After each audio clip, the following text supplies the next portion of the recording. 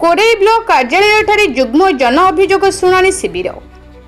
जाजपुर जिला प्रशासन पक्षर जुग्म जन अभियोग शुणाणी शिविर कोरेई ब्लॉक कार्यालय परिसर सम्मिलन कक्ष अनुष्ठित हो जाइछि। एही अभियोग शिविर में उपस्थित रही अतिरिक्त जिलापाल श्री युधिष्ठिर नायक जनसाधारण विभिन्न आपत्ति अभियोग शुणाणी करथिले। विभागीय अधिकारी माने एही अभियोग गुड़िक जांच करिवे और जो माने योग्य अछंती सेमानकर यथासंभव समस्यार समाधान कराजिवो बोली अतिरिक्त जिलापाल प्रकाश करथिले। मोट 84टी अभियोग पंजीकृत होइथिला।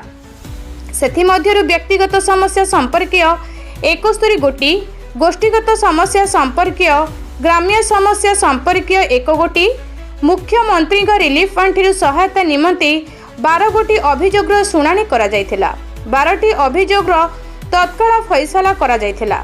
एही मिलित जन अभियोग शुणाणी शिविर में अतिरिक्त जिलापाल कलिंगनगर श्री तपन कुमार नंद, जिला मुख्य उन्नयन तथा कार्यनिर्वाही अधिकारी जिला परिषद श्री देवी प्रसाद महांती, उपजिलापाल श्री तापस रंजन देहुरी, जिला मुख्य चिकित्सा तथा जनस्वास्थ्य अधिकारी डॉक्टर विजय कुमार मिश्र, गोष्ठी उन्नयन अधिकारी कोरेई श्री अवनीकांत साहू, तहसीलदार व्यासनगर श्री प्रशांत कुमार पंडा और जिला स्तरीय अधिकारी, क्षेत्रीय अधिकारी, ब्लॉक स्तरीय अधिकारी प्रमुख उपस्थित रही जनसाधारणଙ୍କର आपत्ति अभियोग शुणाणी करथिले।